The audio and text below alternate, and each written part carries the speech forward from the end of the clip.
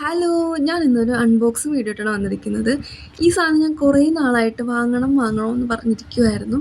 അപ്പോൾ അവസാനം ഞാൻ അങ്ങോട്ട് വാങ്ങി. മീഷോയിലാണ് വാങ്ങിയത്.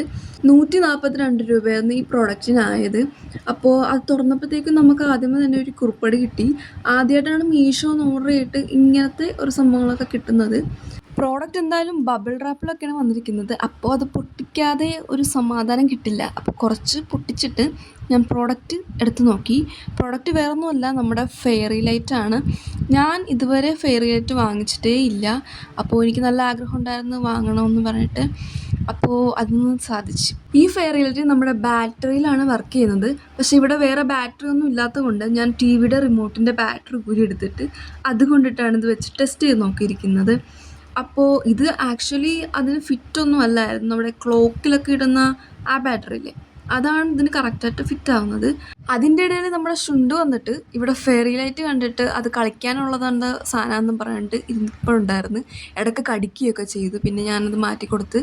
അത് കഴിഞ്ഞ് നമ്മൾ ബാറ്ററി വാങ്ങിച്ച് എല്ലാം വെച്ച് റെഡിയാക്കി സെറ്റാക്കി വെച്ചിട്ടുണ്ട്.